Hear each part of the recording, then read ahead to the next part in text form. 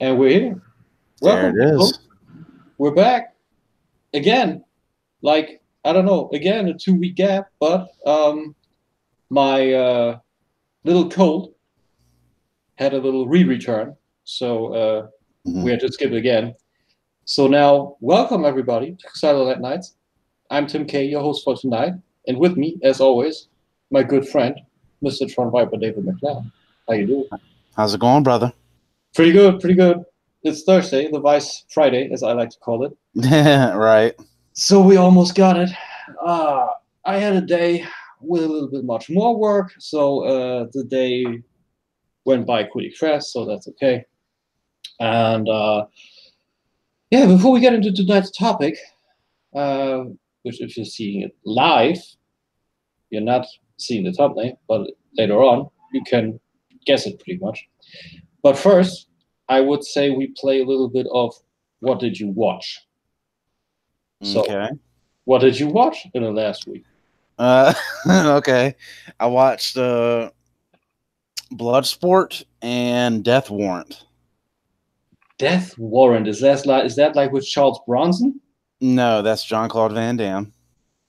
Death Warrant. Oh, that's one of those independent films that he did later, right? No, actually, he did it. I think it was either 1990 or 1991. I can't remember that. I can't Mm, remember Death Warrant. he was a Mountie and went undercover in a prison because, yeah, you got it now. Yeah, I got it. Okay, yeah, now I Yeah. got it. Yeah, and Uh, Bloodsport. Yeah, what else is there to say? Bloodsport. Bloodsport is my personal favorite Jean Claude Yeah, movie, and me I too. know you got a lot of love for that movie too. Oh yeah, man. The soundtrack is like it's like going in my internal hard drive, left and right. Fuck yeah!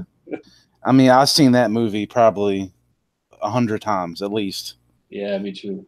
Like it was one of my favorite movies when I was a kid. I would go over to my childhood best friend's house, Hmm. and they were all into like karate and all that stuff. So they always watched all the kung fu movies and martial arts movies and shit. Yeah, So I'd go over there, and Bloodsport was one of our regular VHS watches, I get you. I get you. and it just grew. The soundtrack, the action, the fight scenes, like the whole, like the dialogue, everything just like stuck with me, and Man, Bolo Young as oh, dude, Charlie, so John great. Lee, John Lee. That was so fucking awesome. The craziness, like where he was like chiming in, and like that Hmm. was so perfect, man. I loved that guy. I really did, and he looked so great till later on. Like nowadays, he's a little bit slimmed down. I think he hits the 70s or something, or maybe Hmm. 80s. Hmm. But also double impact. He was the prototypical Chinese bad guy. Hmm. He was in was it Enter the Dragon? Bruce Lee, Yeah, Enter the Dragon. He was one of the villains, like henchmen kind of villains. yeah. Like, he was even more buff there. Hmm. So that was yeah, man. I love that guy. I really do. He also did some other films, but those were mostly independent and not as well received, I believe. Hmm. But otherwise, Bolo and the Van Damme movies, like when you watched the Van Damme movies, you wanted to see Bolo Young. There was no way around it. Dude, he was definitely a physical specimen. You know what I mean? Like they don't. There's not been too many people like him. No, Even a lot of people do the Jet Li, Donnie Yen kind of physique. The slim, athletic yeah, physiques. yeah, But like more of the mhm. fast hitting piece, right? Speed over strength. That's it. But But otherwise, yeah, yeah, Death Warrant. Death Warrant's cool. It's not his one of his greatest movies, but it's fun little watch. mm, He's got some good lots of the repeat roundhouses, where like he do it and then they switch the camera angles and then show it again. also like his jumping roundhouse kicks. Hmm. Those were a thing of beauty too. Hmm. So I watched those two over the weekend, this Hmm. past weekend, Hmm. and then earlier in the week I watched Unlawful Entry. What is that? It's got Kurt Russell and Ray Liotta in it. Does it ring Oh, any bells? Unlawful entry. not really. I mean, that pairing look sounds Mm. good, but I don't know the movie. Okay, real quick. Kurt Russell and his wife get their house gets broken into. The robber, attempted robber, puts a knife to Kurt Russell's wife's throat, Mm-hmm. and basically is like, "I'm leaving. Don't fucking call the cops. He just wanted to get out of the house, basically. Mm-hmm. So he took his wife, Kurt Russell's wife, hostage, and kind of like, went out into the backyard, let her go, and then so they called the cops. The cops came, and Ray Liotta was one of the cops that checked on the house, Oh, and him and his partner got the call, and then he helped them, like the next day, helped them install like a security system, and he was trying to be like friendly with them, like they were kind of new to the neighborhood and they got their house broken into. The wife didn't feel safe, mm-hmm. Kurt Russell wanted to buy a gun. Ray Liotta's like, you don't need to buy a gun, but then he starts kind of becoming obsessed with Kurt Russell's wife. Mm-hmm. And starts like doing crazy shit, like rolling by the house at like all hours of the night when she's home alone. Like he's like kind of like stalking her almost, you know what I mean? And like he knows the security code for the system because he got it installed for them. So like he would come in the house when they were like, having sex and stuff, and it was just crazy. Love is a funny thing. He basically he becomes an obsessive stalker about Kurt Russell's wife, and Holy pretty shit! crazy end. It's kind of a fucked up movie, honestly. Damn. But I saw it when I was younger, and probably didn't know half the shit that was going on, when you're a kid. But it came out in the early '90s. Sounds But like the reverse version of Fatal Attraction. Glenn, similar, yeah, Glenn similar elements. was a Glenn Close and Michael Douglas. Mm-hmm. Glenn Close was a crazy bitch back then, man. Dude, yes, she was. She's fucking Looney Tunes in that movie. You know what I Oh mean? yeah, oh yeah. I mean, talking Looney Tunes, Basic Instinct is too. I need to rewatch that. I always like in the last week, I really had the urge of watching Basic Instinct because I'm like my eyes are always going toward my movie shelf, and I'm staying on Basic Instinct. Like I'm gonna watch you really soon. But it's been weeks now. But yeah, Right. those stalker movies can be really good. Like I also like some romantic dramas with a little bit of thriller in it, like the movie with Diane Lane and Richard Gere and Olivier Morenès. Mm. You know probably which I mean. I think so. You said Diane Lane? Diane Lane, yeah. Like Mm. her and Richard Gere have like perfect marriage, like two Mm. children, and she's on the train to New York City, I believe, or is it Chicago downtown? I don't know, and one way or the other. And on the train, she meets Olivier Martinez, and they're starting to flirt and everything. And she never had the urge to do anything, but all of a sudden, this turns into an affair where she's going like totally, yeah, nice little housewife on the one side, going back to Richard Gere being the mother and everything, and on the other side, like being totally naughty and kinky with that Olivier Martinez, like fucking in the cinema, fucking here, fucking there, and like doing a totally different life. Mm-hmm. And but then Richard Gere kind of gets a hint or something, and then follows her up with a private investigator and everything, and then so it turns sour, and with a gift to Diane Lane that was standing on, I don't know, kind of like a porch or something in the house, and he finds it when he searches and looks up that dude. He finds that snow globe at Olivier Martinez's place, and he lost it and smashes his head in with the snow globe. Oh shit! So he loses the body. He brings the globe back to the house, and that's where the twist comes in. Diane Lane sees the globe, and you see her eyes like she's totally panicking. Mm-hmm. And they kind of talk open about it, but in the end, the movie ending is like totally ambiguous because they're standing at a crossroads with a car, and to the right is the police, and on the front is the road. like where are they going? Is Richard Gere going to the cops and saying I killed a person, or are they just driving? So it's a crazy movie. Like your internet was really slow at the moment. Could it be? Let me see here. It's looking pretty good on the router. I don't know.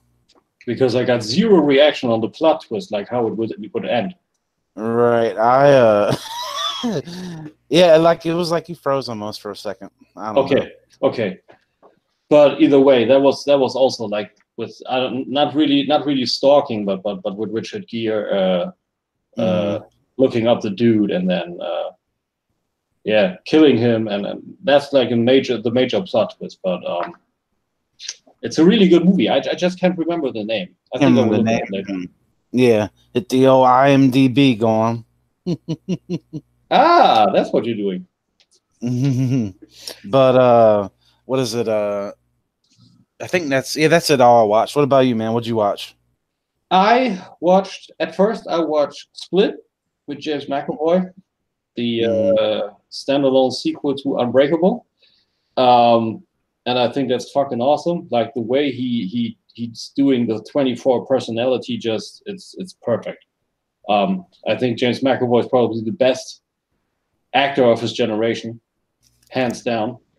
And then on Sunday I watched Glass, the sequel, where everything comes together, and I don't get the critics as most of the time, because that movie really turned out great. I think the chemistry between Jackson, Willis, and McAvoy really works, and I think McAvoy even up his ante a bit about playing the 24 personalities. So it was great. I was highly entertained, and I can't wait to get it on Blu-ray. Maybe even they do a Unbreakable trilogy box set. I don't know. Yeah, that'd be cool. Yeah, that would be great. So I don't know. That was really good, and but otherwise, movie-wise, I didn't watch too much else. Like I was really sick, so I don't know. I was only on the couch, like playing some Resident Evil and keeping it pretty much slow. But I'm rewatching actually How I Met Your Mother now, so nice. That's always good for some binge watching, especially because Barney is just still so damn funny. Like he is. Like Neil Patrick Harris. I don't know. I think that's the only real child actor that is still going strong, right? I think so too, man. I mean, Doogie Howser. Then there was a long time nothing, and then he just returned. With what did he return? Like he was kind of this semi-imaginative version of himself, like on the Harold and Kumar series. Harold and Kumar, yeah. But then it was Barney, the Smurfs. But anywhere between the Smurfs / How I Met Your Mother and Doogie Howser, was there something in between? He was in Starship Troopers. Right. Right. He was this telepathic dude. Right. I don't know. Was he sick at the end of the movie? Like I always remember, like at the start, he looked healthy and everything, and at the end of Starship Troopers, he had like, I don't know, total rings below his eyes, and he was like, I don't know, he didn't look too well at the end. You know what I mean? Yeah. I wonder if that was like maybe an intentional thing, because he was like promoted. He was like one of the Sky Marshals now or whatever. Okay. I thought you meant intentional because the telepathy is also maybe messing a little bit with his head and something. Maybe that too. Maybe both. Like Well, yeah, good call. I don't know, man. Yeah, I don't know. Yeah, good call. Yeah, okay. Yeah, but otherwise, if you got nothing else, I don't think movie news wasn't too much. I think we got the Dark Phoenix trailer yesterday, so dive into the movie news shortly. I think it looked okay, but that's only like May, ish. I don't know. It looks like I was reading a lot of comments online. They were saying that maybe that franchise would go out with a bang. I thought so too. The killing of the Sony X-Men to go the 20th Century Fox X-Men to maybe do a teaser after Endgame. That's what I thought too. I saw a video about that too. Like 2 days ago on YouTube, and they were talking about how there's a very small window of possibility where they could film some sort of teaser for Fantastic Four or X-Men. You know, post-credit scene. That, and then also maybe doing, like, because of the whole backpedaling stuff with the Quantum Realm and Endgame, gives them the space inside the Marvel Cinematic Universe to have, like, okay, there were like only such small people here and there with superhuman powers, but now we got the rights back. So Quantum Realm, kind of a small reboot, X-Men, and put the mutants in there. Or have something be like where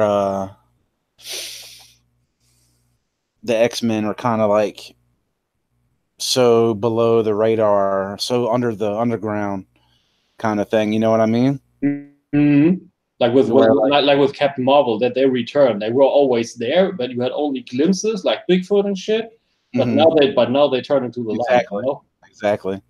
That's also I could see them maybe doing something like that, like having Professor X being so like paranoid of the way that humans would react to the mutants that he's like, you know, gotcha. Basically like you're never leaving this campus. You know what I mean? I know what I mean.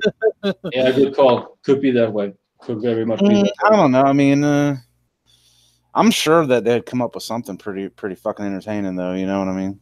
I mean, it's only the tiniest bit of post-production is pretty much left. I mean, the movie is released. We have tomorrow is the 1st of March. So the movie is released next month, essentially. So, right. I don't know, maybe. But in other movie news, there's talk about Terminator 6, Dark Ages, that Arnold is playing the human on which the T-800 is molded again after Terminator 3, and also a T-800, but a bad one. So maybe that's an interesting twist. So maybe de-aged, because Brad Azaria is again playing the muscle standard for Arnold in there, as he did on Genesis 2. I think that's the best physique double they could find, and I believe that would actually make a lot of sense. But we'll see. I mean, the movie is still, I don't know, when is it released? August, September, somewhere end of the year, anyway. I believe so, yeah. So I think we'll see about that, people. Man, I think I'd be in for a heel Schwarzenegger. Man, heel Schwarzenegger was the best ever. I mean, Terminator 1. Yeah. I mean, Terminator 2 is also benchmark action movie stuff. But Terminator 1, I always have the opinion, and I will always defend it. Terminator 1 showed the way a Terminator should be. Everything else is just washed down. It's almost like there's been so many Terminator sequels and since then, or reboots or whatever you want to call them, soft reboots, whatever, that the villain Arnold Terminator is almost like forgotten about by the casual. A lot of people think Arnold, they think Terminator 2, he's a good guy, you know, he's a protector or whatever, right? You know, and then you show the first movie. Exactly, and then you show them the first movie, and he rips out some dude's heart at the very start, and they're like, isn't he like the protector? Bitch, I saw Terminator 2 first before I saw the first one. I saw the first. Oh, really? Okay. Like while I was 7 or 8. Oh, wow. There's a funny story coming about that for the Terminator episode, which is coming. I think that's about how old I was when I saw Terminator 2 Judgment Day in the movie theaters.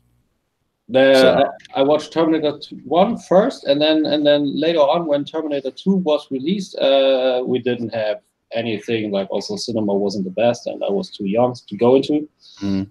But we got a bootlegged VHS with 1 and 2 on it. So nice. rewatched 1 and then 2 right behind it. So that's when this happened.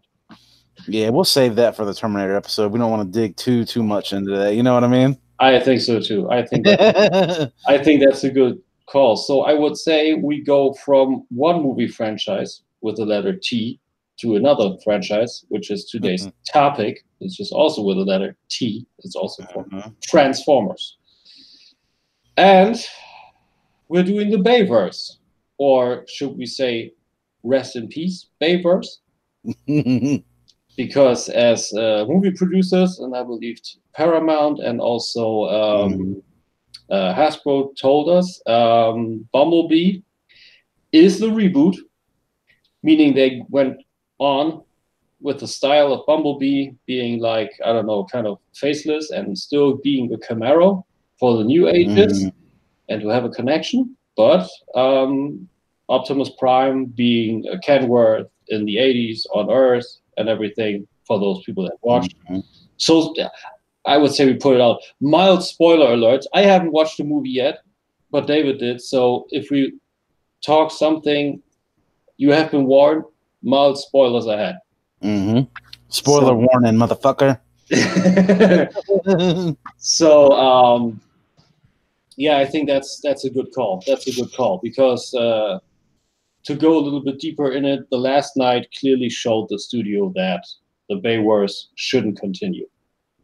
They tried to dig in deeper into the universe with Unicron and with Quintessa and everything, but it just plain didn't work. It was a train wreck. The story was a train wreck pretty much since Age of Extinction, because to me it was always the problem in the Bayverse that there was so much story where they could have pulled from, like may it be G1 cartoon, Marvel G1 UK, Marvel G1 US, even if you intersplice those, and also IDW G1. There were possibilities for stories left and right, and yet they chose to take the Transformers, put it into a universe, and make it a one-dimensional teeny comedy, almost going into American Pie humor. And that's just a bad call for a series that's like so long and that is so deep. Not the G1 cartoon, because I mean the story deepness of the G1 cartoon wasn't much. It was a cartoon. It was for kids. So if you had a continuity from one episode to the other, that was like deep. But also IDW G1, like the war and everything, politics, corruption. There was so many things they could have done, but instead they went down the route. Okay, we have good and we have bad. Oh, and then there's a kid. We got to follow that kid. So essentially, it was a coming of age movie, which is not a problem, which is also what Bumblebee is. But I don't know. They failed to carve up the characters of the Transformers better. Yeah, that was a big thing for me. Was I'm a big on characters. You know what I mean? Like their motivations, their history, their like their personalities and stuff. And that movie, really, besides that whole series, besides Optimus Prime, and even he wasn't really fleshed out that much. No. But him and, I guess you could say Bumblebee, even, definitely got the most shine as far as the Transformers, the characters in those movies. You know what I mean? Yeah. And also you got to say that Optimus Prime was fleshed out wrong. Like in the first he was still pretty much classic. Like, okay, flames, Peterbilt, cab over, that was all pretty much wrong. They explained it later on. Like the upper is more red and the lower is more blue, so that's where I wanted to honor the G1 and everything. But at the end, it was Michael Bay saying, "Oh yeah, let's do a truck with some hot rod designs and some explosions. That's totally cool." That's like Michael Bay. That's what happened. So in Revenge of the Fallen, they pretty much established the real Prime, a war-hardened I don't know, fisticuffs battler with some swords, and then that's cutting up, I don't know, faces and executes people, and that's only cool to today's generation, but that's not the kind of value the original Optimus Prime delivered to us. That's not the cartoon figure, same as He-Man, that delivered a motto, a code of honor, where when our parents weren't there and we were stuck in front of the TVs, we had a code of honor delivered still. Mm. And that's a problem that didn't deliver in the movies too much. Yeah, he's basically a homicidal maniac. Yeah, to be honest, you know. Yeah. And I mean, yeah, it's awesome seeing that shit on the screen. You know what I mean? Like in that context, in that universe. Yeah, sure. Like it fits with the. That's the thing is like the hardcore Transformers fans, G1 fans, whatever fan base wanted something more Transformer-y, more G1-ish, but Paramount got Michael Bay, who is known for explosions and hot women and fast cars and all this and stuff. Trucks with flames, yo. And trucks with flames, exactly. So it's like, you know, I tell my girlfriend, we talk about this quite frequently, about during the fight scenes, it's hard to, you know, that whole thing you hear about, it's hard to tell who's fighting who. You just see metal skeletons fighting each other, basically. Yeah, shrapnel. Just shrapnel. Having a good time. Shrapnel sex. That's what you can call it. It's like only it was metal sex on the screen. Like on the first, you could barely make out stuff. On the second, it was worse. Like the first movie where you was actually able to see stuff was on the third. Mm-hmm. And that's also a problem I had, like with the first and second, like were the fights. I told you that on the episode before, where I said like the fights were too fluid for me. Mm-hmm. It looked like too Tai Chi-ish, because those were two robots, and Optimus Prime was using like the force of Megatron's punch to further his own attack, and then he goes up and rolls, and there comes a kick, and it's like looking like one coherent movement, and that's not how robots should fight. It's not how robots should fight, exactly. Like Pacific Rim, that's how robots should fight. Mm-hmm. Pacific Rim had a more fleshed out story. I mean, hell, even Gypsy Danger, a robot with no conscience itself whatsoever, had more personality than the Transformers in the 5 Bay movies. Figure out the problem. So that's, I don't know. I'm really, I gotta say, I'm really happy where Bumblebee actually went. But since we got so much time, what do you say we take a, I don't know, like a slight tour down memory lane? Okay. With the Transformers movies, and we just say what were the movies, what was the story, and maybe some pro and contra of it. Okay. Good. Sounds good. We got Transformers 1. So it is established that we got the Allspark. They don't know where it happened, where it came from, but it created the Cybertronian race as it came to be. And then in the story that Optimus Prime tells us, there's essentially a cut, and it says, and then there was the war. And it happened due to the Allspark. So Decepticons, Autobots, the spark is lost into space, put on Earth, and is found by the US government known as Sector 7. So Megatron followed the spark, crashed in the Antarctic. And the grandfather of the main character finds Megatron, and due to some, I don't know, flashy eye light thing, the location of the spark is embedded into Witwicky's, Captain somewhat Witwicky's glasses. Mm-hmm. So, cut to today's day and age. Sam Witwicky is an awkward teenager that is zero wanted by women, has no life whatsoever, and gets goofed around by his dad for buying him a Porsche and not buying him a Porsche. He finds G1 Bumblebee, but he doesn't want G1 Bumblebee. He wants the new Bumblebee, the Camaro. So, yeah, Bernie Mac, little appearance by him. May God rest his soul. So we continue, and it all comes down to fighting and awkward stuff with Transformers, where Ironhide gets peed on, and they find the glasses after Witwicky is attacked by Barricade, which is essentially Shattered Glass Prowl. And yeah, I don't know. That pretty much sums it up already. There's a big battle in the city. Megatron gets killed, not by Optimus Prime, but by the boy.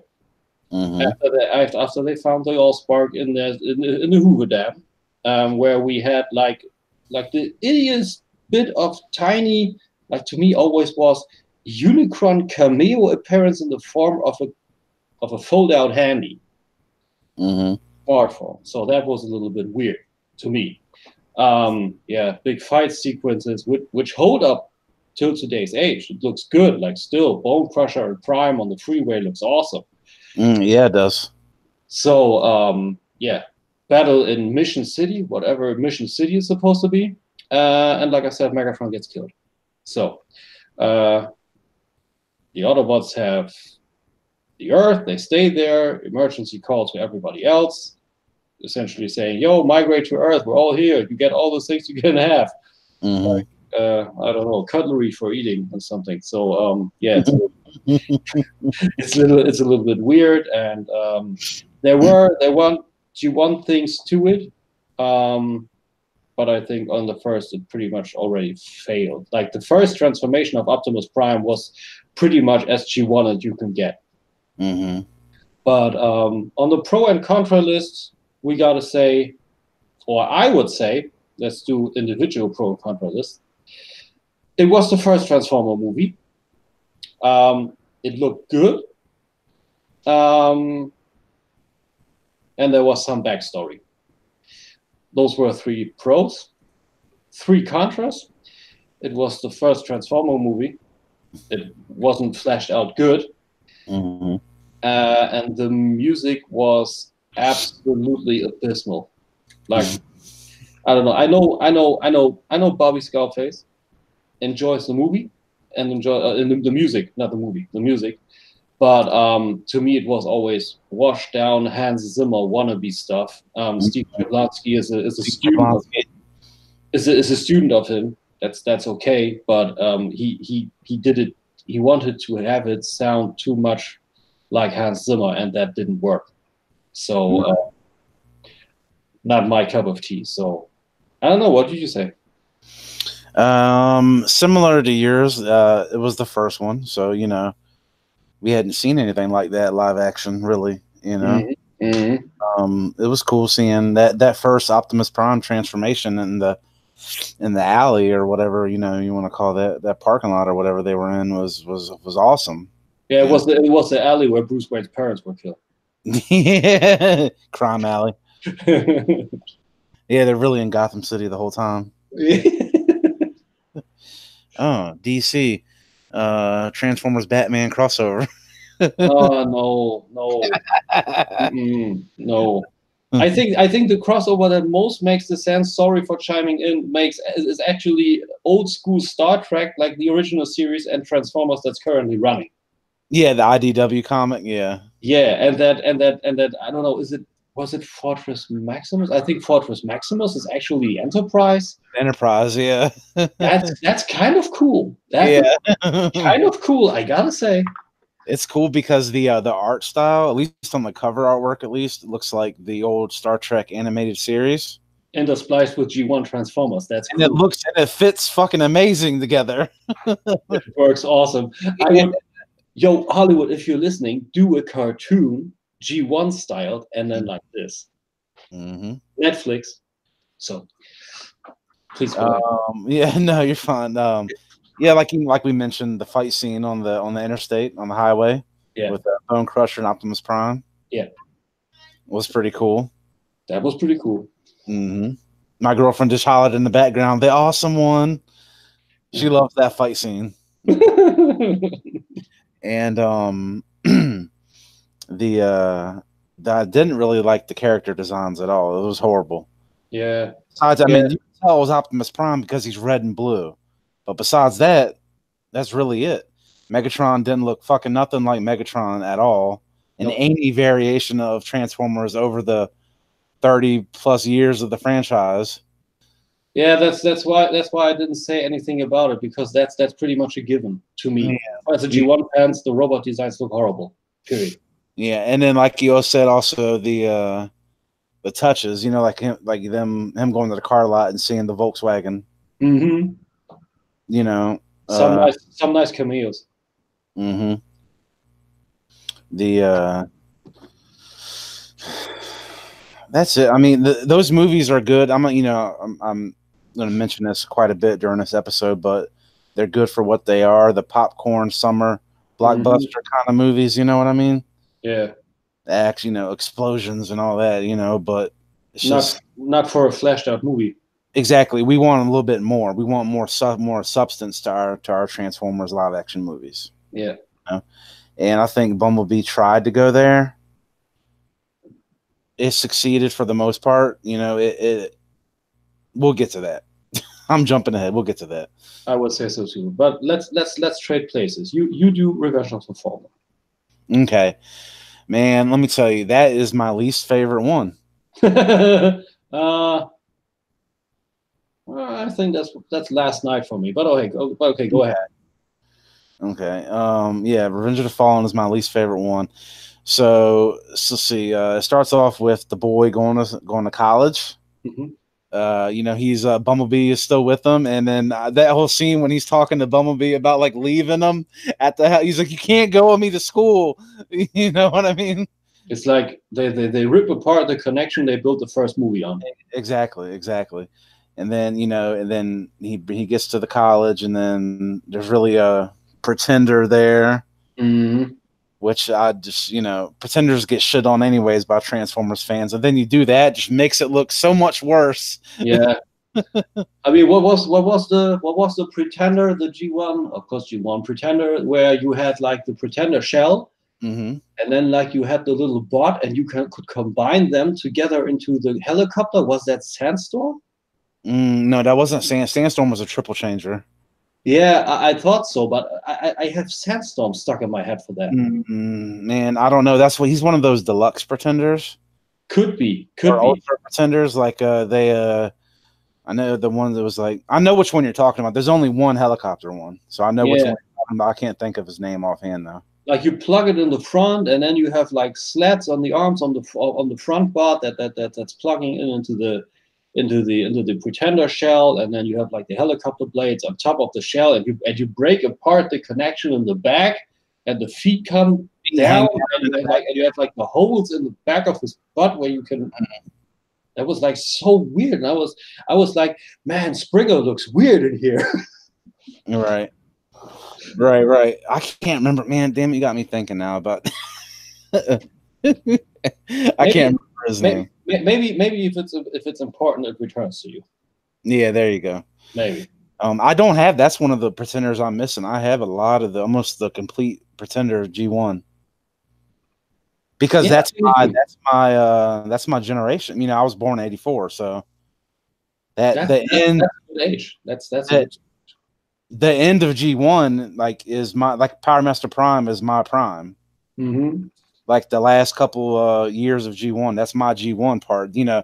I have more connection with the older stuff, like watching, because there was no cartoon at post season 3 and that little half mini season 4, Yeah.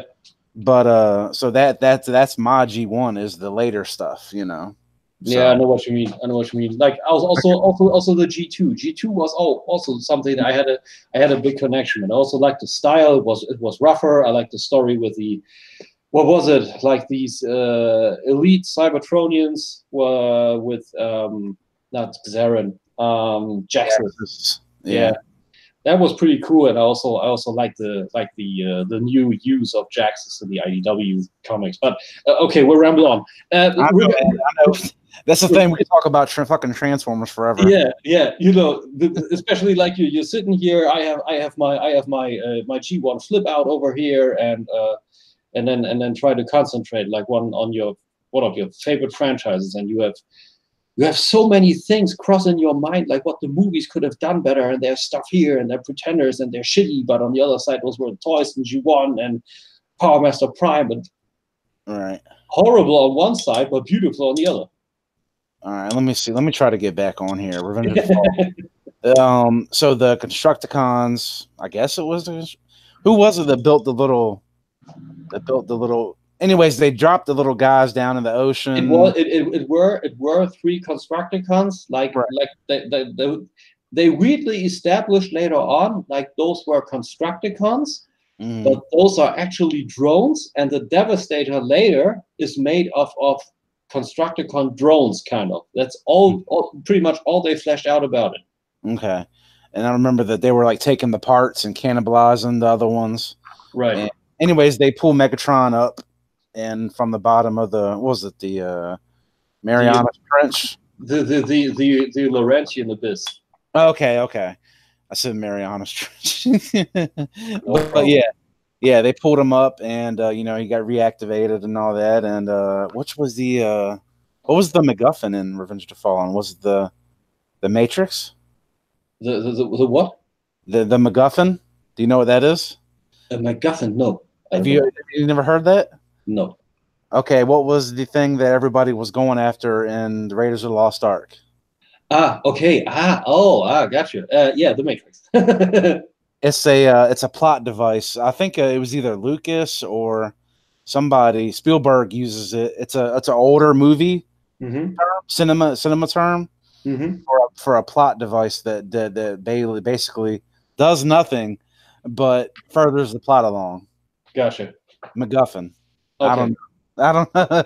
Okay, I got a new term. Always learning. MacGuffin. Right. It's new. I didn't even know about it until a couple years ago. I was searching some movie website or something and read about it. Anyways, so the Matrix, and they didn't really do a good job of explaining what the fuck the Matrix did, if I recall, right? They did. They paddled back in the past, saying that the Primes had a policy with a machine like the Harvester on the prehistoric planets, also Earth, where they harvested the power of the sun, and the Matrix essentially was not a leadership tool; it was just a tool to power the Harvester. All right, got you. Okay, I'm with you now. I remember now, dude. I've seen that one the least. I don't like that one. I don't like Revenge of the Fallen. But so yeah, what was it? Something about when they were on Earth during the Stone Ages. Yeah, they were there in the Stone Ages, like when all the humans were totally primal, and then that's when the Primes battle, because the Fallen said essentially, fuck it, I take my energy from whichever planet I am pleased from. So he wanted to power the Harvester on Earth, and the other Primes battled him and banished him. And in a more fleshed out move, IDW released a tie-in where they said Megatron got the Decepticon idea from the Fallen's mangled face through the interdimensional prison message thingy, where he saw him through, and where Fallen essentially corrupted him into going after the Allspark and forming the Decepticons and everything. Okay, got you. That's right. Optimus gets killed in the battle with who was it? Starscream, Megatron, Starscream, and Grindor. Yeah, that's right. And then in the forest battle, that you can't see shit what the fuck is going on.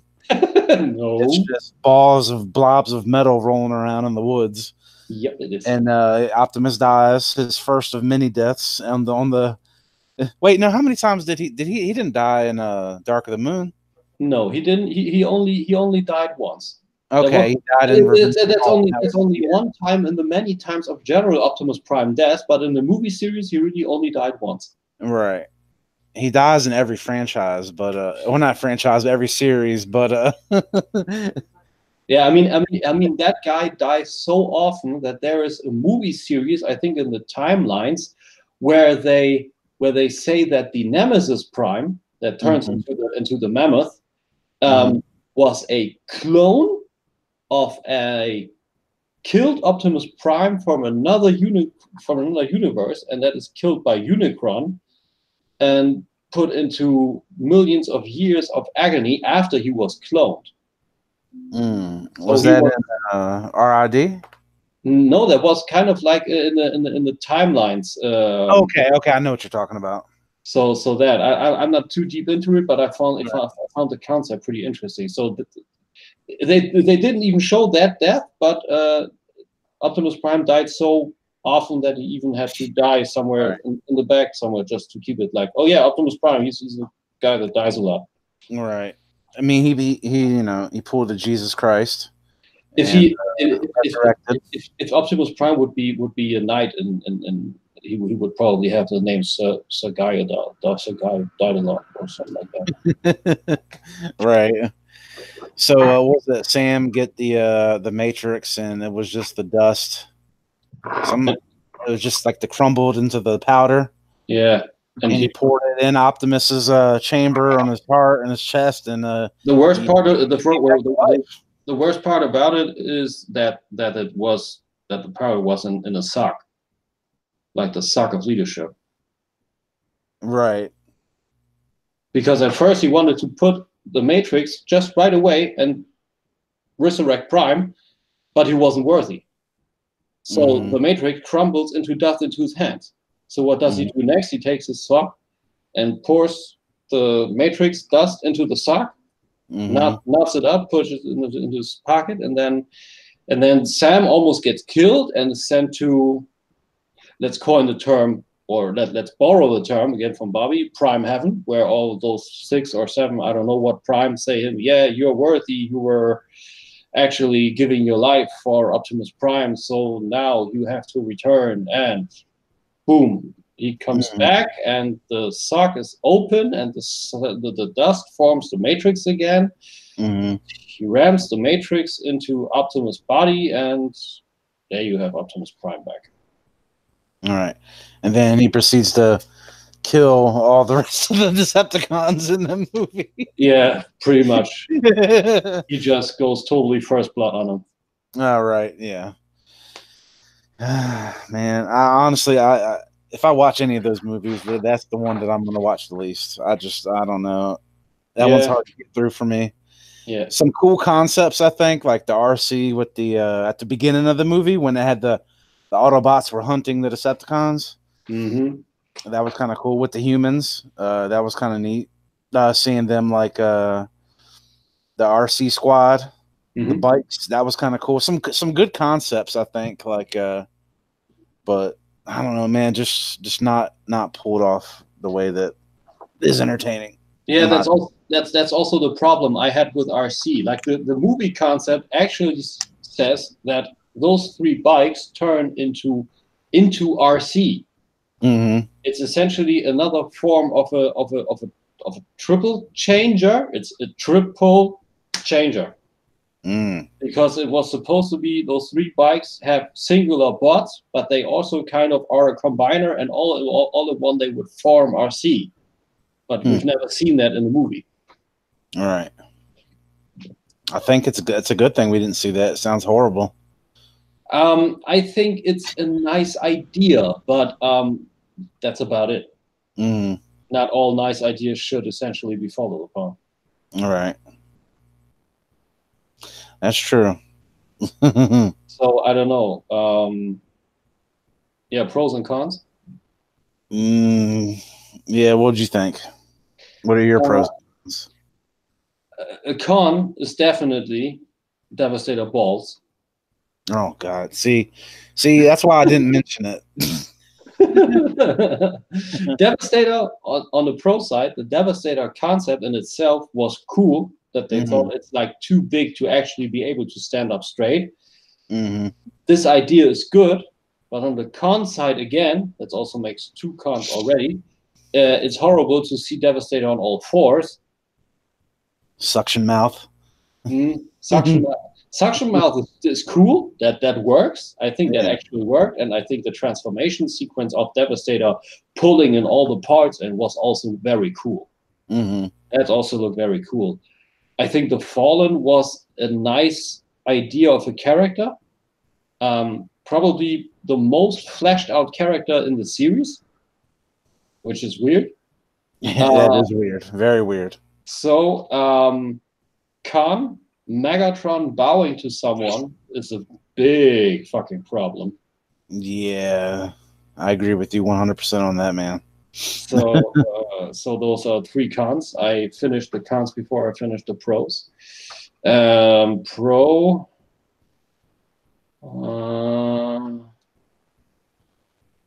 I can't amass 3 pros. Sorry. Yeah, it's cool, man. I don't have 3. There's not really too much I like about that movie, but I do like the scene where Optimus shoots the shell, and you see the shell slowly come out of the barrel. Yeah, that's like Matrix. Fire, yeah, slowly, you know, just. Yeah, that's like a typical Matrix Kung Fu shit. I don't know. It's like they try, but they try too hard. You know.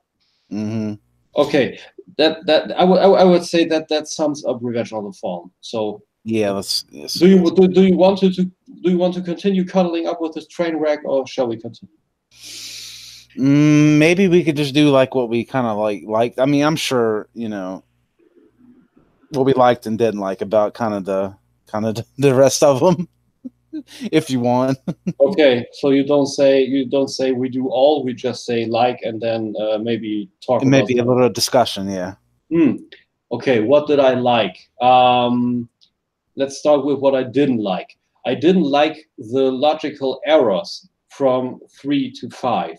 Like Battle for Chicago, we have Shockwave. He's the main villain, but he's only shown like 10 minutes. The greatest mastermind in Transformers history, and essentially because with all the ores and everything he did, and he was there 10 minutes, and in those 10 minutes he said Optimus once, and then watched weirdly above his head and got his eye ripped out by humans. So that for Shockwave in 3, that's horrible.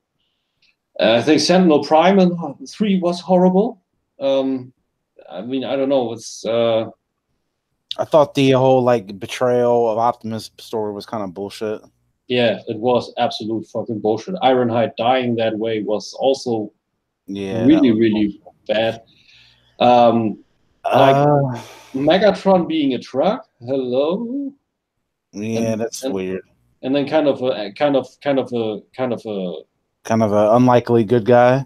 No, I mean like kind of a Mad Max truck. That was kind of whack. Oh yeah, that too. Yeah. And then also that plot twist was really bad, where he was like that unlikely bad guy. Absolutely, that was bad too. Soundwave being a Mercedes. Yeah, that bugged me. That is one thing I loved about Revenge of the Fallen. That was one redeeming trait of Revenge of the Fallen. That was, for me, that was the logical idea of Soundwave. When they didn't do a tape deck, what is the modern communication device? It's a satellite up in the air, and Soundwave was it, and he hacked it. That was a great idea. I think that really worked. But as a Mercedes in 3, no. Okay, I move on straight to Age of Extinction. I think when Megatron died in 3 and they did Galvatron in 4, that was a good call. Yes, I agree with you on that. I think it was also very good that it was not very good they made him a truck, but they made him a futuristic, different kind of truck. That was cool, and I also kind of like the transformation sequence where it said that due to the transformium not being, I don't know, like made naturally from the Allspark, they kind of turned it into that cloud and stuff. So that was an interesting kind of turn, and also that Stanley Tucci's character wanted to have his Optimus Prime desperately, but Megatron's mind was so active in all of that shit that it always kind of formed into a Megatron kind of form. Mm-hmm. So that was pretty cool. I think Lockdown was badass in Age of Extinction. Me too. He was very cool. I think the transformation sequence for Optimus going from the cab over to the new more knight-like approach was a good idea, and it was also executed well. I got to pedal back shortly, guys. Dark of the Moon Pro had the best score. That is where Steve Jablonsky delivered, especially the Shockwave theme. That was great. Totally sinister. So, Age of Extinction. Dinobots were done okay, but only okay because Grimlock had horns. Like Swoop had 2 heads. Mm-hmm. That was like weird. That was like yeah, really that was weird. But the thing that Prime was the knight of them all and kind of slayed Grimlock and rode on him. I don't know about him. The story aspect is okay, but diminishing Grimlock to a dino horse. I mean, come on. So that was bad. That was bad too, and I don't know. Yeah, and then the last night is the absolute train wreck. So they introduced us to Unicron, kind of. Mm-hmm. They tried to do some fleshing out of that character. Revenge of the Fallen showed us there are 7 or 6 primes, and then all of a sudden there's a new prime, and it's called Quintessa. No idea where she is or who she is, where she comes from. No fleshing out on that character. A big negative. You have a movie called Transformers, and Optimus Prime doesn't transform one single fucking time in that movie. We only see him butt in one scene, truck in the other scene. But in a movie called Transformers, I want to see the bots transform. Mm-hmm. So, I mean, that's maybe a really one-dimensional critique point, but to me it is. Let me see. Oh, yeah, the biggest one. Those Decepticons. Like, you have 30 fucking years of story worth of Decepticons, or names in total, and you come up with one dude that looks like a fucking rat that's turning into a bike. You have a dude, kind of a Shockwave clone that's called Nitro Zeus. You have one of those dreads from, I believe, 3 that's called Berserker, and you have Megatron. And Barricade. No, wait. In the last movie, it was Galvatron. Why is he Megatron? Oh, that's right. God. That's right. It's not explained. He's just back to being Megatron. Oh, Lord. I mean, if at least they would have spliced some story bit in there where Unicron turns Galvatron back into Megatron, into his own true self, that would have been okay, but there was nothing like it. It was just Megatron, and he had a cool fucking sword, but okay. Yeah. And I think then also negative to me, the big, really big, huge, humongous, like mountain-sized logical errors. Go back to Transformers. Bumblebee gets his legs blown off, and he needs to be pulled about the tow truck. Yeah. Down the road. Mm-hmm. Last night he can explode at will and just turn him back into whatever. You got a software update, okay? Right. And the software update didn't fix his voice. But it didn't, and then it did, and then it didn't again, and then it did again, and then again it didn't. So, yeah, I think at this point Ratchet just needs to go ahead and get a new set of tools. Oh yeah. together with a new hat, because he died in 4. Yeah. So yeah. Which was another bullshit death. Yeah. I mean, it was a horrible death. I mean, it was a bounty hunter. It served the purpose, but it was bad. Yeah. And I think that's it for now. I'm not digging in deeper into all those logical problems of the Transformers, and I just hand the mic over to you. Okay. I'll go ahead and pick up with Dark of the Moon. Dark of the Moon is actually my favorite of the three Sam Yeah, me too. movies. Yeah. I really like the first. If I had to mean, all right, let's see. If you look at the Bayverse as a whole, the first one is probably the best one as far as quality goes, in my opinion. But the one I enjoy watching the most is Dark of the Moon. That's why I said it's my favorite. You know.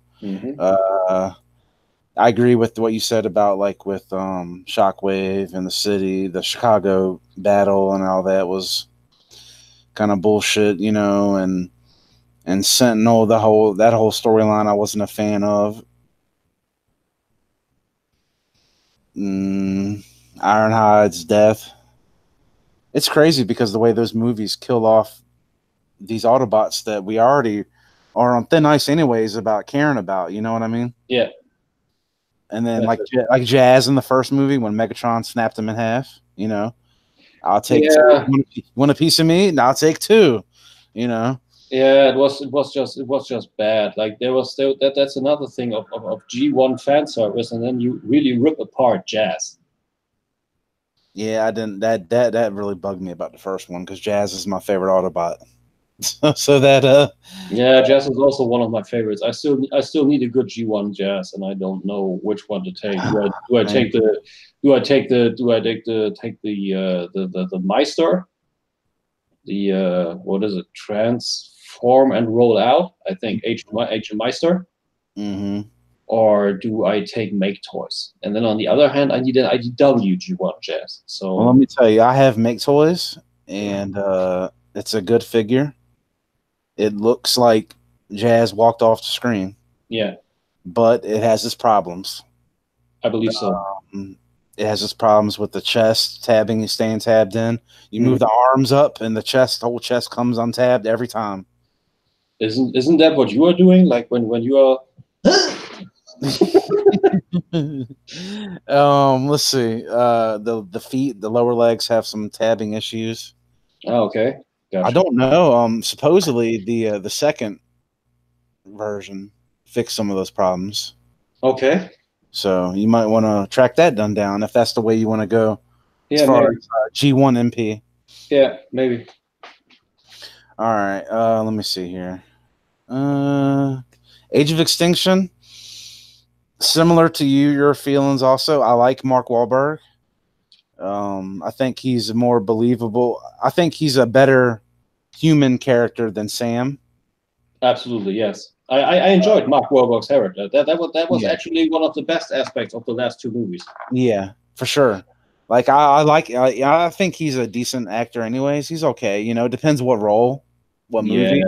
But I think he's good in those movies. Like his the way he acts and his temperament and personality and stuff fits in good with the way that those movies were.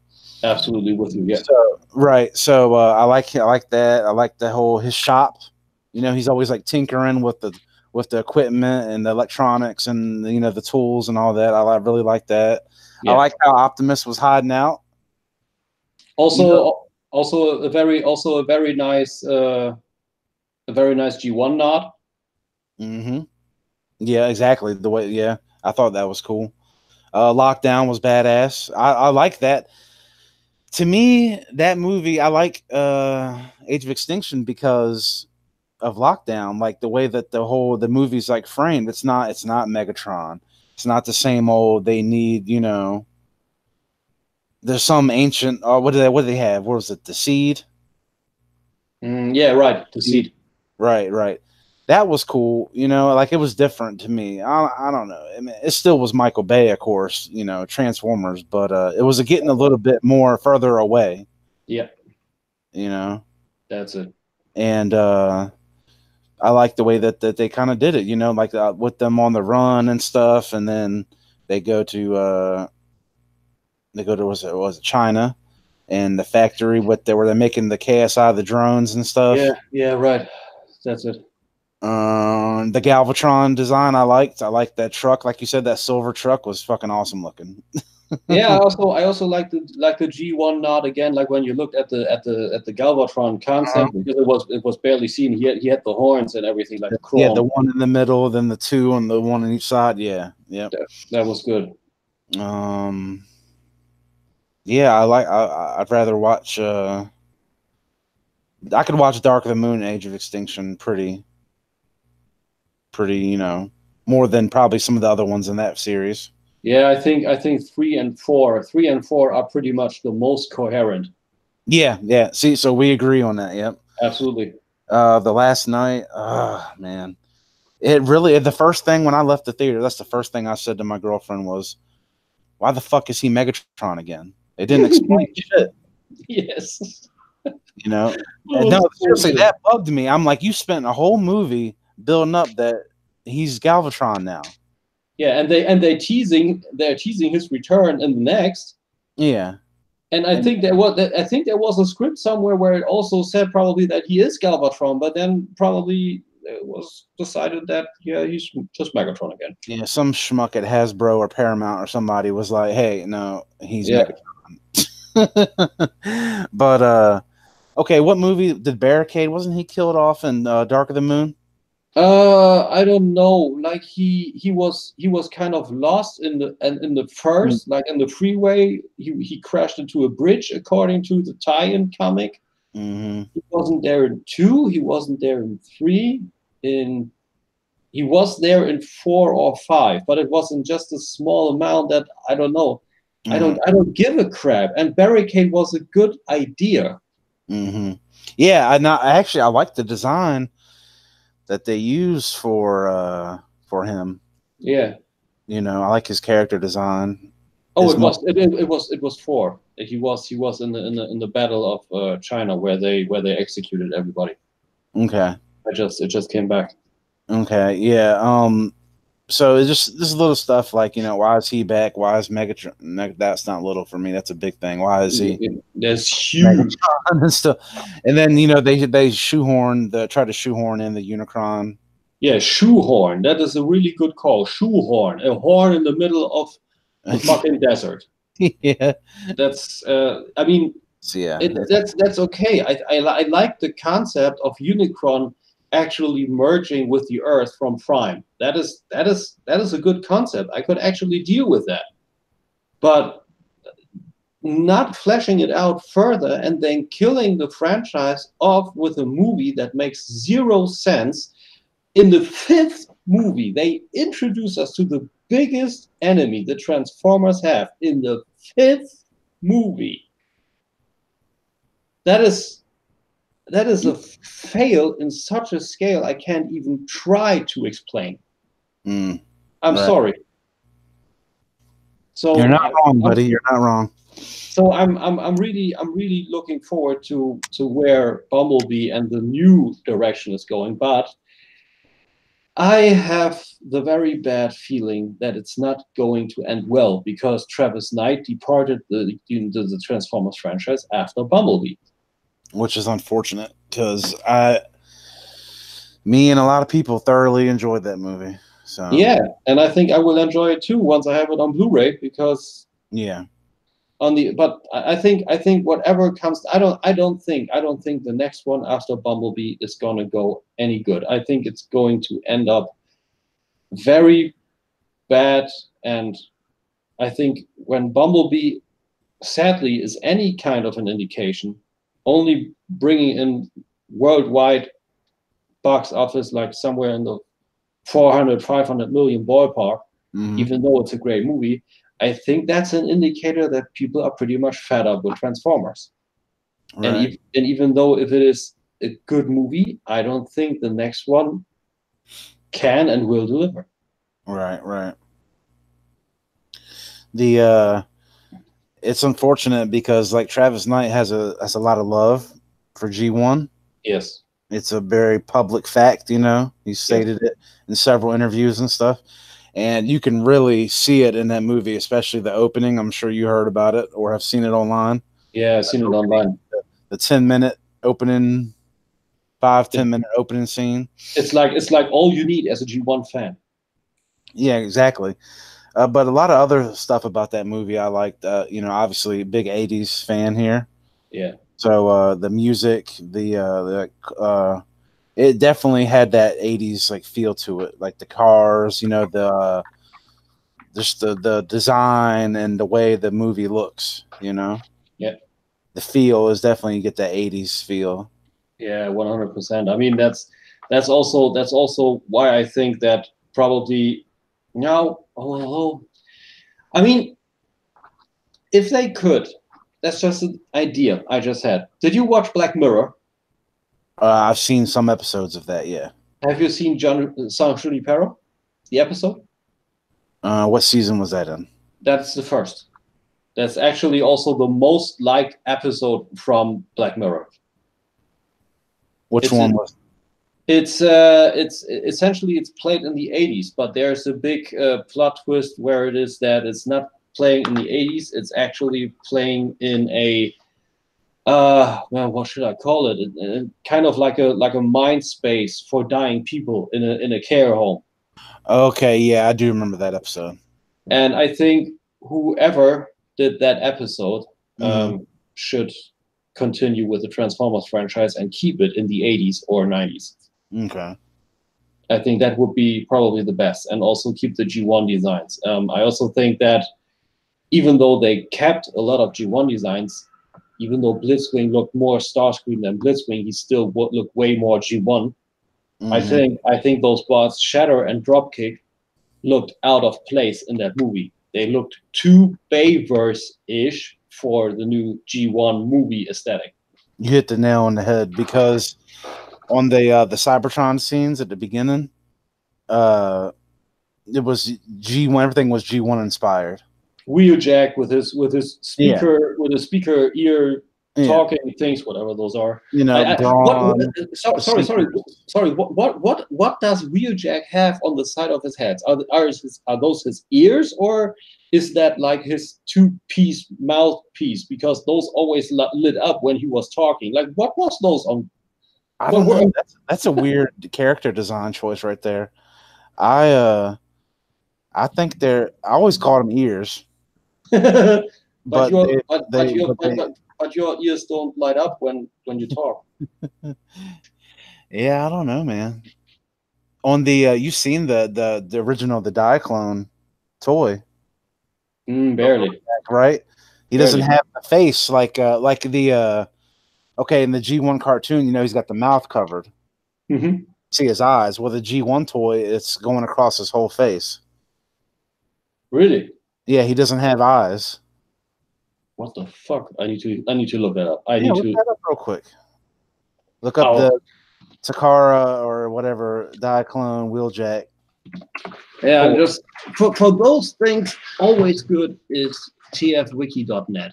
Oh yeah, I love that website. I'm so often on that website. Like every little holy shit. Like the whole head already on the G1 art. Like those three ridges aren't here. They're like Yeah, here, and yeah, then there's this triangular piece here, and behind there is black. yeah. That looks so weird. Like Yeah. why did they do Exhaust as masterpiece and not do the Wheeljack Diaclone piece? Really, that's really weird. Yeah. I don't know why the Sunbow people made it light up when they were animated. When he was being animated. Let's keep the Michael Bay approach because it's cool. All right. But yeah, I don't know, but I think Bumblebee is the right direction. But I think maybe that this could show the studios that there is still love for Transformers. But like I said, on the other hand, I mean, studios are greedy, and when they see like, yeah, it makes money, Mm-hmm. but it doesn't make enough money, that they maybe opt out on a sequel or say, we need those explosions back, we need those hot rod paint jobs back, and that kills it off finally. I could actually see that happening. Here's some food for thought. Why, if they were really going to go with it being a reboot the whole time, why not take a longer break? I think people are burnt out on those movies because of the way that Michael Bay, because of how the quality of those movies. You know what I mean? Yeah, that's a good food for thought. I think they should have. Yeah, if they knew that they were going to make it a fucking reboot, why not make a longer time in between? You know? Yeah, I think they should have gone with a Batman approach. Like when Batman and Robin killed the franchise. Exactly. Perfect example. Wait 10 years and then do fresh and go G1 because that's what everybody been telling them. I mean, Warner listened to it, and George Clooney. I mean, you gotta say that dude is one honest, genuine person. There's an interview online where he speaks into a camera and says, "Yeah, I think we killed the franchise." I mean, you gotta imagine that, right? But on the other hand, Warner also is greedy. See DC Comics, see Justice League, see what they did to it because they were too stupid and just too blind to build the universe properly, slowly, to follow up Marvel's approach. And then again, they rushed it. They changed it to a more family-friendly stuff, less gloomy noir-like, and it didn't bring them anywhere. They lost huge amounts of money because they did reshoots for Justice League, with which you would have been able to do another movie. And they wanted to do another movie with it. They essentially wasted the money on the Justice League 2-parter to do it a 1-part and get rid of Henry Cavill's mustache. And then on the other hand, it didn't bring them anything. So that's on the one thing. On the one side, Warner can wait, Batman, and on the other side, they can't. Yeah. So I don't know. I don't know, man. It's hard to tell where the franchise is off to, actually. Yeah, I agree with you, because what's the rumor is the next movie is going to be an Optimus Prime solo movie. Oh, is that the case? That's the last what I heard. Another thing to look up. Kind of in the similar vein to Bumblebee, which I guess if you're world building, if it's a true reboot and you're world building the new direction, that's probably the next logical step you'd want to go would be with Optimus. Yeah, I think so. But on the other hand, I would say that's maybe not too good of a call, because that's kind of turning the movie series into an anthology series. You know, because Bumblebee essentially is an anthology movie like Solo is. And then doing Prime and then flashing out everything. I don't know. I don't think that's a good. I don't know. I think that's wrong. I think that really is wrong, because although I gotta stop here and ask a question. Like, how did Optimus Prime come to Earth in Bumblebee?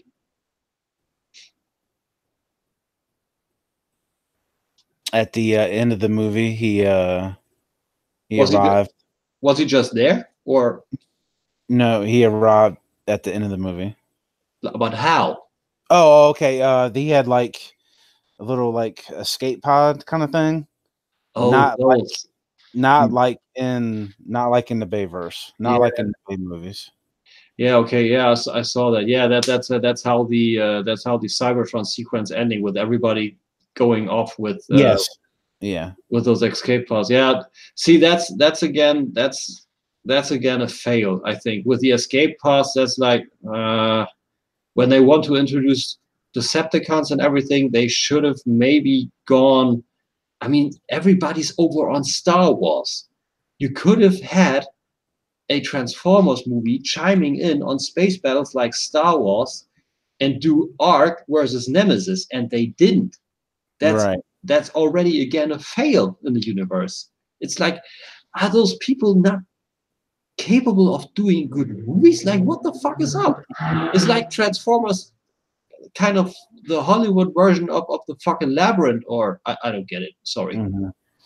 I think what they're, you know, to go pedal back to what I was saying about the next movie might be the Optimus movie.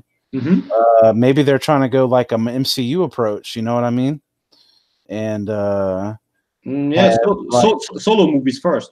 yeah, yeah, and then have like I mean, they're obviously they couldn't do one for everybody, like, you know, Megatron, you know, Yeah, Star sure. or whatever. Yeah, But basically, I guess, you know, use Bumblebee as like the Kickstarter to kind of get it going. yeah. Next with Optimus pretty strong, and then they've got their foundation set, they've got their, you know, their lines drawn, and then they're ready to go. Huh. Off and Avenger. running with a new, yeah, kind of a new approach, you know. Imagine that.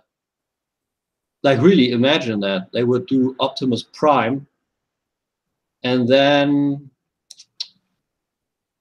which one do? Oh, and then the next they do Starscream, like a villain-based movie. I'd watch it. Yeah, me too. And then in those three movies, you flesh out all the characters. Like Yeah. yeah. But listen, I think that would work.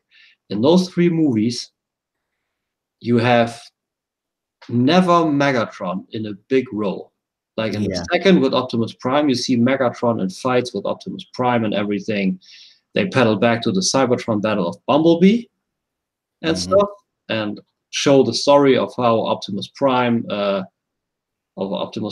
he gets to Earth.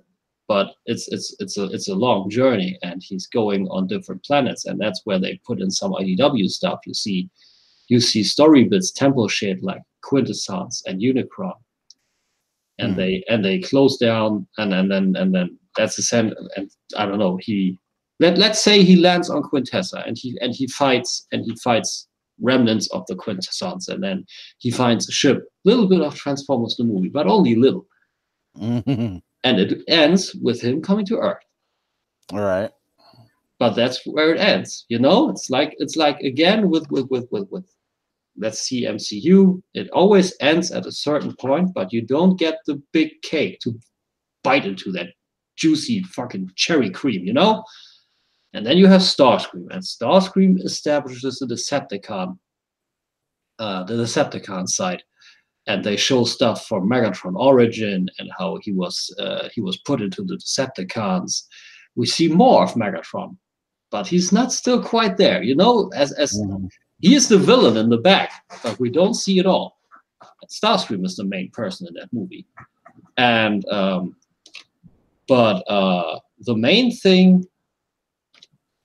the main bad guys of Starscream are the Autobots, like from IDW. They splice in more IDW stuff where you have the corrupt Autobot Senate, and that's how the battle from Cybertron happened. You have the corrupt Autobot Senate. And the twist in Starscream, oh man, I'm really good now. The twist in Starscream is that Optimus Prime was just barely Optimus Prime. He was just resurrected at the start, shortly before Bumblebee, the sequence. He was just resurrected from Orion Pax to Optimus Prime. You get that plot twist in Starscream. And then you have the third movie. That's like the Avengers. The third movie is the Transformers. And there we have the Decepticons arriving on Earth, and Megatron is the big bad, and we get this big battle, and maybe something like Autobot City, like prototype form. And the movie ends with Unicron. Like Megatron totally killed. Like Megatron, almost like the Thanos of the movie, more screen time than Optimus Prime. Right. But he gets beaten by Optimus Prime, and they depart Earth. Like there you can see Astro Train, maybe introduce some kind of mass shifting to have that in, and then they are into space, and then maybe not even see the sequence with Galvatron and everything. Only a tease. You see Unicron and Astro Train heading for it, and then like going out on the movie, the first Transformers, like the real Transformers, with a cinematic rendition of the Unicron theme. And then you have 4 movies that make money. I bet you. Some pretty good ideas you got there, buddy. I think that was pretty okay, if I am allowed to say so myself. Oh yeah, man. Man, I wish Travis Knight was staying on. That could be a problem in the future. Like I do see the next movie being not. Let's just say diplomatic. The next movie not being good. All right. Which, I mean, honestly, to tell you the truth, man, I could be fine with that because I enjoyed Bumblebee for what it was, you know? Mm-hmm. And I don't know, man. You got to watch it and let me know what you think, you know, after you see it. Yeah, I will do. I hope. I don't know when it gets released here. I ordered. I didn't order it yet because the Steelbook's not up for pre-order. Okay. But I will get it. Yeah. I actually had the 5 movies in the Steelbook in my hand yesterday, and in the end, I was like, but I have the first 4 on Blu-ray, like individual. I'm sorry. I deeply am. It was like a Black Friday bundle sale thing. Oh, nice. Yeah, so I mean, those are still movies, and they also are fun. But yeah, I think Bumblebee is the right course, and I mean, I'm not a self-absorbed person, but I have to say, like, how I panned out those 4 movies really sound good, and I think it would work. And if you look at Marvel, it's absolutely possible to do those movies like that. Mm-hmm. I mean, it would need to be almost purely CGI. But if you look at movies like Into the Spider-Verse, which was nominated for an Oscar, and you have movies like Frozen, which are interspliced cartoon / photorealistic, you can have movies look good like that, being done easily in Cinema 4D, ZBrush, you call it, and it would work and would make money. And currently, I think Transformers, like toy-wise, are kind of on a I don't know, let's call it a way back to safety, because I think it's actually starting to make money for Hasbro again. Like the Siege line is really going strong. Mm-hmm. And I think if they would go out and say, okay, like we had Hailey Steinfeld for the first movie, that worked out really well, but now we have to see what we would do. And I don't know. I just looked up Wikipedia.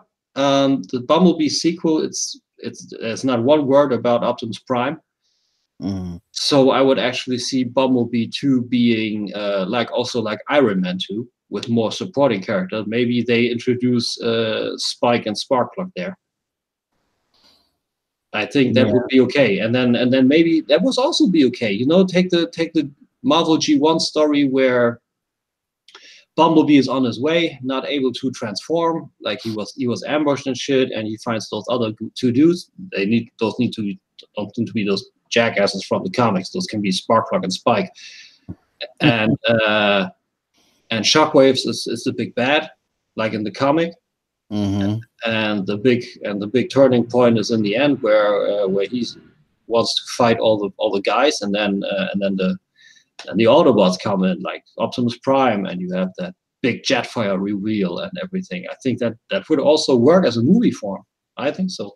You would have movies in there, everything. Humans, not movies. Mm-hmm. It's like if they do, whoever they do get to direct it, I hope he takes some notes from Travis Knight. You know. There was a small part of me that hoped you say they would take notes from me. That too. We should send this video to Hasbro. That's to Paramount. I mean, I tagged it with every Transformers title. Nice. Maybe someone watches it. So. Good job, man. But I don't know. I think that pretty much does it for Transformers. Yeah, It? man. But think we kind of did a good job of describing what we liked and didn't like about those movies. well, most of the time I was talking, but I didn't. I hope I didn't do too much of an ego show. No, man, you didn't. But I don't know. Add whatever you want to add. I don't know, man. I mean, really, just like I watch them. Like I said, I watch them, enjoy them for what they are, but they're not what I want.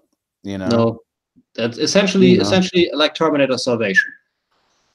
Like when I want to do a Terminator evening, I watch Terminator 1, and I watch Terminator 2, the special extended edition, where it the one with like the Reese scenes and stuff at and Sarah Connor as as a grandma in the end. And that's the closed down story. But I still can watch Salvation and Genesis. Both movies have like really good bits, and I think Salvation is a great movie. Yeah. It may even be a good Terminator movie, but it just isn't the future war Terminator movie that we wanted. Yeah. I enjoy Salvation.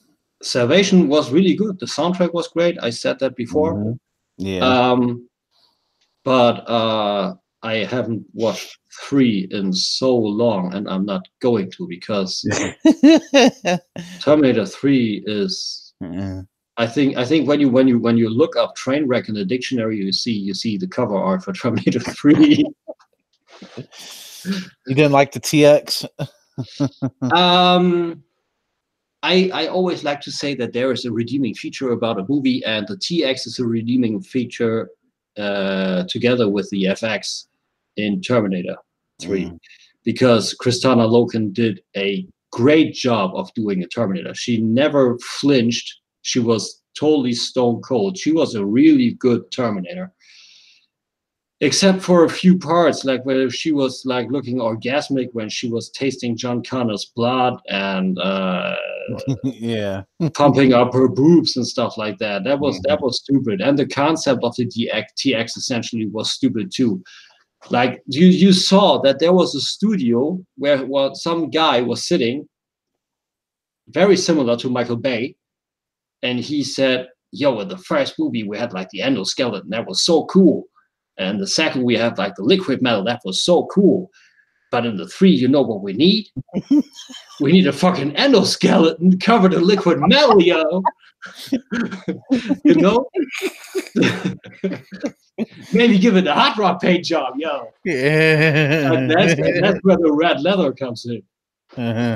So I think that's where the problem comes from. But I think the best portion of the movie was actually when Arnold came out of the exploded helicopter, and he was totally roughed up. The movie is absolute bullshit. You could give that to me on a silver platter, and I would throw it out of the window. But what I would buy is a fully battle damaged T-850 from Hot Toys. That would look amazing. I like how that would be cool, man. That would be nice. Hot Toys could fucking pull it off. Hot Toys will do that. I like how he defeated her with the battery pack in the mouth. Yeah.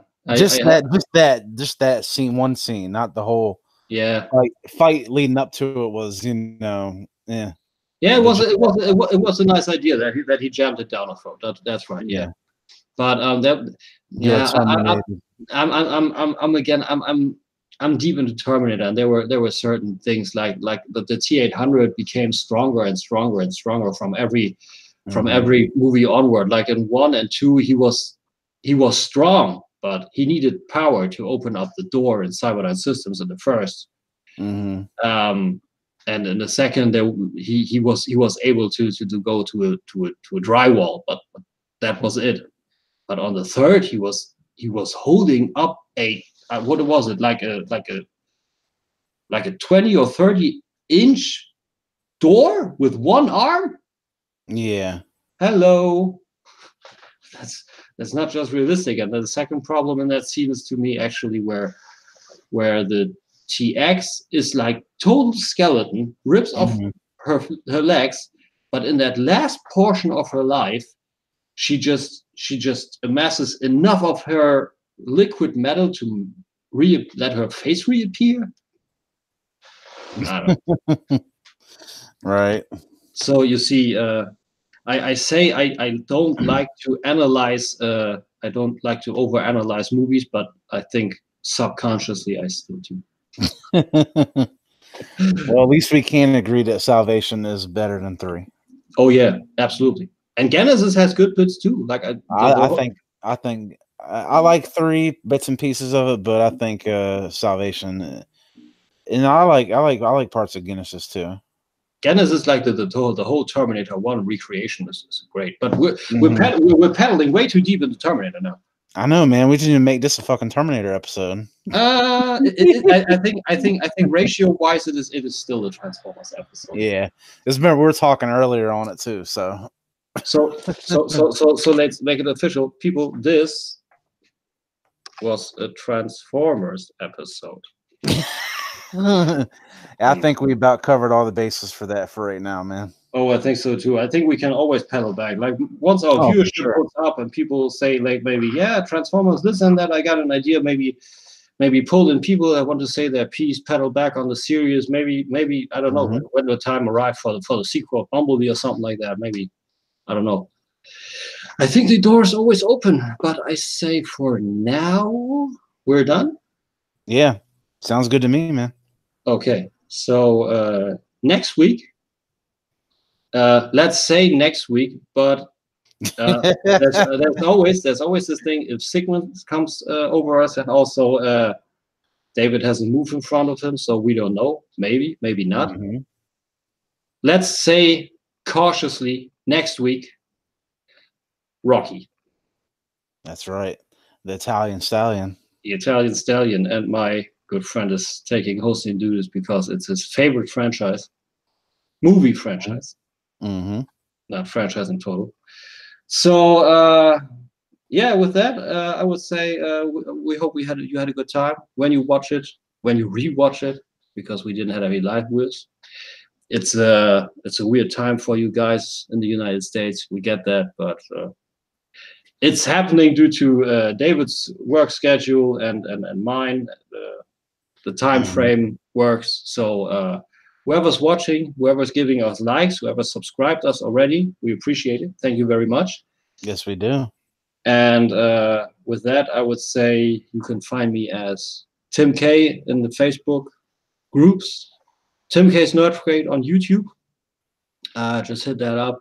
We should put it in the description one time so they can actually find us and not, what was it? I didn't catch that. Yeah, we can do that. And the other stuff, I put that in the description. That makes the most sense. I'm not saying that. If you want to hit me up, Tim K in the groups. And now to you, man. David McLeod on Facebook and Tron Viper on Instagram. There you go. There we go. So with that, wishing you a good night. And I think last time I liked that, like from Celebrity Deathmatch. Good fight, good night. So we say good fight, good night.